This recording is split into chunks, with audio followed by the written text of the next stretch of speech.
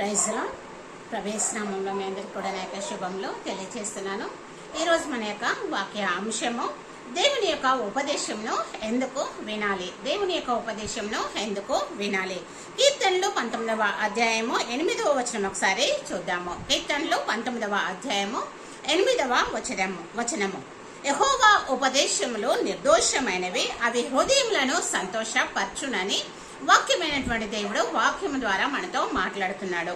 యెహోవా యొక్క ఉపదేశములు నిర్దోషమైనవని వాక్యము తెలియజేస్తుంది. అదే విధంగా అవి హృదయమును సంతోషపరచునని వాక్యము వివరిస్తుంది.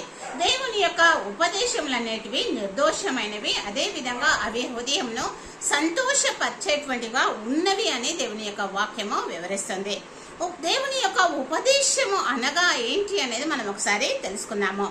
దేవుడు తన యొక్క ఉపదేశమును పరిశుద్ధ గ్రంథం యొక్క లేఖనముల ద్వారా, దేవుడు తన యొక్క ఉపదేశములను పరిశుద్ధ గ్రంథం యొక్క లేఖనముల ద్వారా, అదే విధంగా దేవదూతల ద్వారా, అనేకమైనటువంటి ప్రవక్తల ద్వారా, అదే విధంగా వ్యక్తుల ద్వారా దేవుని యొక్క ఉపదేశములను పరిశుద్ధ గ్రంథం యొక్క లేఖనముల ద్వారా, అదే విధంగా దేవదూతల ద్వారా, ప్రవక్తల ద్వారా, వ్యక్తుల ద్వారా తన మనసులో ఉన్నటువంటి భావాలను, దేవుని యొక్క మనసులో ఉన్నటువంటి భావాలను ఇక మానవులమైన మనకు తెలియజేసేటువంటి వారై ఉంటున్నారు.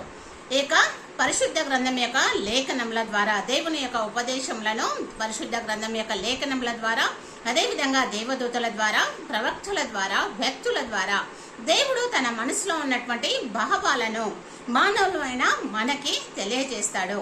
దేవుని యొక్క ఉపదేశాలను అవి కేవలము మన యొక్క మేలు కొరకు, అదే విధంగా క్షేమము కొరకు, ఆశీర్వాదము కొరకు మాత్రమే. దేవుని యొక్క ఉపదేశములు కేవలము మేలు కొరకు, క్షేమం కొరకు, అదే విధంగా ఆశీర్వాదము కొరకు మాత్రమే అయి ఉంటున్నవి. దేవుని యొక్క ఉపదేశములను మనము చులకన చేయరాదు. దేవుని యొక్క ఉపదేశాలను మనము చులకన చేయరాదు. అంటే పరిశుద్ధ గ్రంథాన్ని కావచ్చు, లేదా దేవదూతలను కావచ్చు, లేదా ప్రవక్తలను కావచ్చు, లేదా ఏ వ్యక్తి ద్వారా అయినా దేవుడు మనతో మాట్లాడినట్లయితే మనము చులకన చేయరాదు. ఎందుకంటే దేవుని యొక్క ఉపదేశములను, తన యొక్క మనసులో ఉన్నటువంటి భావాలను మనుషులమైనటువంటి మనకి పరిశుద్ధ గ్రంథం ద్వారా, ప్రవక్తల ద్వారా, దేవదూతల ద్వారా, మనుషుల ద్వారా తెలియపరిచేటువంటి వారై ఉంటున్నారు. అదే విధంగా ఆ యొక్క ఉపదేశాలను ఎందుకు తెలియజేస్తారు అంటే కేవలము మన యొక్క మేలు కొరకు, క్షేమము కొరకు, ఆశీర్వాదము కొరకు మాత్రమే చేసేటువంటి వారై ఉంటున్నారు. కనుక దేవుని యొక్క ఉపదేశాలను మనము చులకన చేయకూడదు. అదే విధంగా మనము మేలు పొందాలి అంటే మనము దేవుని యొక్క ఉపదేశాలను ఖచ్చితంగా వినాలి, అదే విధంగా పాటించాలి. మనము మేలు పొందాలి అంటే దేవుని యొక్క ఉపదేశాలను మనము వినాలి, అదే విధంగా పాటించాలి.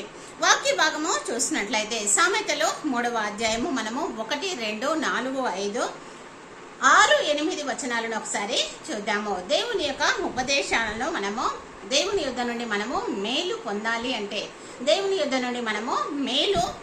అంటే మనము దేవుని యొక్క ఉపదేశములను ఖచ్చితంగా వినాలి, పాటించాలి. నా కుమారుడా, నా ఉపదేశమును మరువకము, నా ఆజ్ఞలను హృదయపూర్వకంగా గైకొనుము అని సామెతలు 3:1 వచనం ద్వారా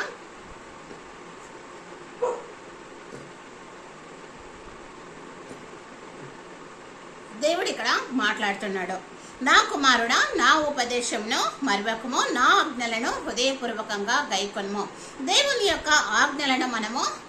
యొక్క ఉపదేశములను మనము మరవకుండా ఆయన యొక్క ఆజ్ఞలను మన హృదయపూర్వకంగా మనము గైకొనవలసిన వారమై ఉండాలి అని దేవుని యొక్క వాక్యము తెలియజేస్తుంది. అదే విధంగా అవి దీర్ఘాయువులను, సుఖజీవంతో గడుచు సంవత్సరములను, శాంతిని నీకు కలగచేయనని వాక్యము సెలవిస్తుంది. ఎప్పుడైతే దేవుని యొక్క ఉపదేశములను మనము మరవకుండా ఆయన యొక్క ఆజ్ఞలను హృదయపూర్వకంగా గైకుంటామో అప్పుడు అవి మనకి దీర్ఘాయువును, అదే విధంగా సుఖజీవంతో గడుచు సంవత్సరములను, శాంతిని మనకు కలగజేస్తాయని దేవుని యొక్క వాక్యము మనకి వివరిస్తుంది. అంత మాత్రమే కాకుండా అప్పుడు దేవుని దృష్టి అందును, మానవుల దృష్టి అందును నీవు దయనుంది మంచి వాడవని అనిపించుకొందువని 4వ వచనం ద్వారా దేవుడు మనతో మాట్లాడుతున్నాడు. అప్పుడు నీవు ఎప్పుడు అంటే దేవుని యొక్క ఉపదేశములను మనము మరవకుండా ఆయన యొక్క ఆజ్ఞలను మనము హృదయపూర్వకంగా గైకొన్నప్పుడు మనము దీర్ఘాయువును అదేవిధంగా సుఖజీవంతో గడుచు సంవత్సరములను శాంతిని దేవుడు మనకి కలగజేస్తానని సెలవిస్తున్నాడు. అప్పుడు దేవుని దృష్టి యందును మానవుల దృష్టి యందును దయనుంది మంచి వాడవని అనిపించుకొందువని వాక్యము సెలవిస్తుంది. ఎప్పుడైతే దేవుని యొక్క ఉపదేశములను మనము మరవక ఆయన ఆజ్ఞలను హృదయపూర్వకంగా గైకుంటామో అవి మనకు దీర్ఘాయువును అదేవిధంగా సుఖజీవమును అదేవిధంగా శాంతిని అనుగ్రహిస్తాయి. వాటితో పాటు మనము దేవుని దృష్టి యందును మానవుల దృష్టి యందును దయనుంది మంచి వాడమని అనిపించుకుందువని వాక్యము సెలవిస్తుంది.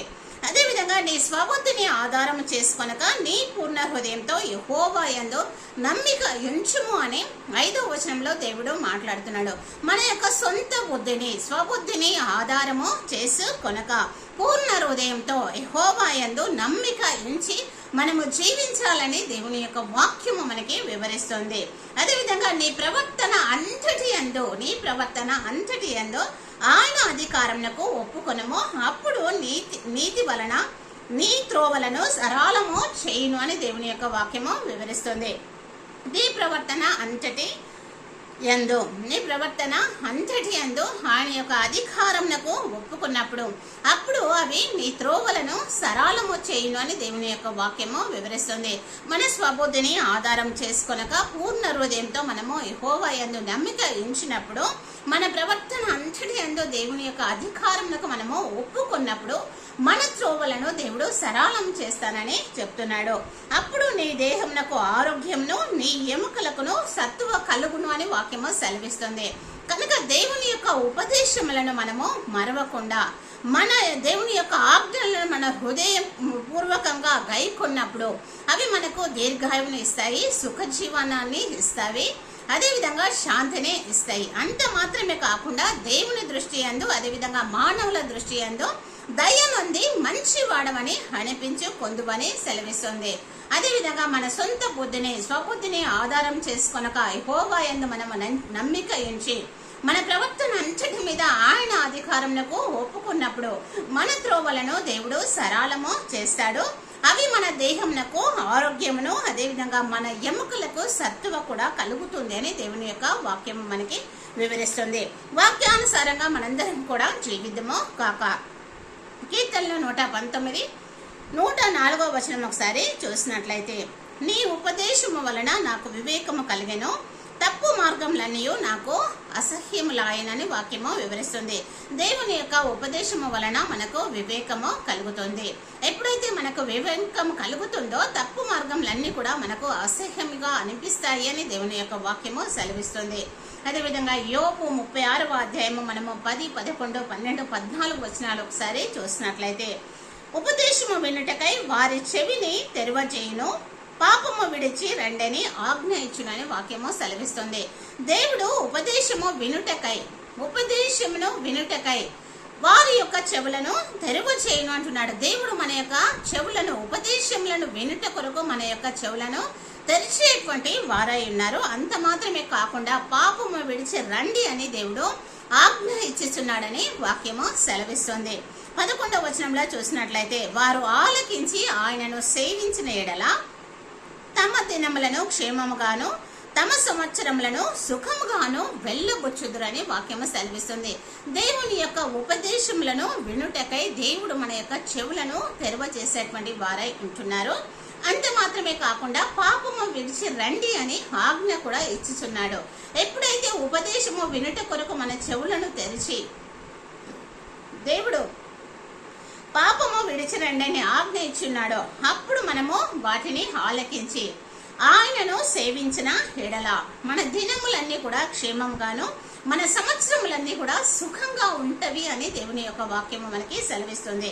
యోబు 36వ అధ్యాయము అదేవిధంగా 10, 11వ వచనములో 12వ వచనం చూసినట్లయితే వారు ఆలకింపని ఎడల వారు బాణముల చేత కూలి నశించెదరు, జ్ఞానము లేక చనిపోయిదరని వాక్యము వివరిస్తుంది. దేవుడు తన యొక్క ఉపదేశములను వినుట కొరకు మన చెవులను తెరిచినప్పుడు, పాపం విడిచి రండి అని ఆజ్ఞ ఇచ్చినప్పుడు, అదేవిధంగా వాటిని మనం ఆలకించి సేవిస్తే మనకి దినములు క్షేమంగాను సంవత్సరములు సుఖంగాను వెళ్ళబుచ్చుతారు అంటున్నాడు.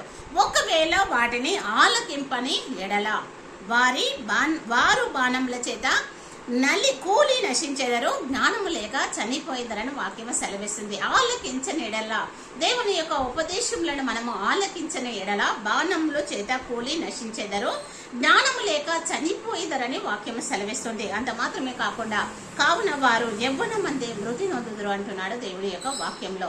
కనుక దేవుని యొక్క ఉపదేశములు వినుట వలన ఎందుకు వినాలి అంటే మేలు పొందుట కొరకు వినాలి, మేలు పొందుట కొరకు వినాలి. మనకు దేవుని యొక్క ఉపదేశంలో వినుట వలన లాభము తప్ప నష్టము లేదు. దేవుని యొక్క ఉపదేశంలో వింటే మనకి లాభము. ఏమి లాభం ఉంది అంటే మనకి ఇక్కడ దేవుని యొక్క ఉపదేశంలో మనము వింటే మనకి దీర్ఘాయువుని ఇస్తానన్నాడు, సుఖ జీవనాన్ని ఇస్తా అన్నాడు దేవుడు. అదేవిధంగా శాంతిని కలగజేస్తానన్నాడు. దేవుని దృష్టి యందు, అదేవిధంగా మానవుల దృష్టి యందు దయ పొంది మంచి వారు అనిపించుకుందరని సెలవిచ్చాడు దేవుడు. మన స్వబుద్ధిని ఆధారం చేసుకొనక మనము యెహోవా యందు నమ్మిక ఉంచితే, మన ప్రవర్తన అంతటి మీద ఆయన అధికారంకు మనము ఒప్పుకుంటే మన త్రోవలను సరళము చేస్తానంటున్నాడు దేవుడు. అదేవిధంగా మన దేహమునకు ఆరోగ్యంను, అదేవిధంగా మన ఎముకలకు సత్తువ కలగ చేస్తానని సెలవిస్తున్నాడు. అదేవిధంగా యెహోవా యొక్క ఉపదేశముల వలన మనకి వివేకము కలుగుతుంది. వివేకం ఎప్పుడైతే కలుగుతుందో మనకి తప్పు మార్గంలో అసహ్యంగా అనిపిస్తాయని వాక్యము సెలవిస్తుంది.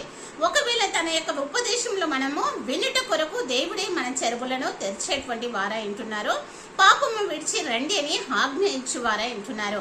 ఆ విధంగా మనము ఆలకించిన ఎడల మన యొక్క దినములు క్షేమంగా, అదేవిధంగా మన యొక్క సంవత్సరములు సుఖంగా ఉంటాయని సెలవిస్తున్నాడు దేవుడు. ఒకవేళ ఆలకింపనట్లయితే బాణముల చేత కూలి నశించెదరు, జ్ఞానము లేక చనిపోయేదరని సెలవిస్తున్నాడు దేవుడు. వారి యవ్వన కాలమందు వారు మృతి పొందుతారు అంటున్నాడు. కనుక దేవుని యొక్క ఉపదేశములను మనము వినుట వలన మనకి లాభము కానీ నష్టము లేదు. కనుక మనకు మేలు కలుగుట కొరకు దేవుని యొక్క ఉపదేశాలను విని ఆచరించి వాటి ప్రకారము నడుచుకునేటువంటి వారంగా మనందరం కూడా ఉందమో కాక. ఈ విధంగా ఉన్నట కొరకు దేవుడు మనందరినీ కూడా దీవించి ఆశీర్వదించును గాక. ఆమేన్.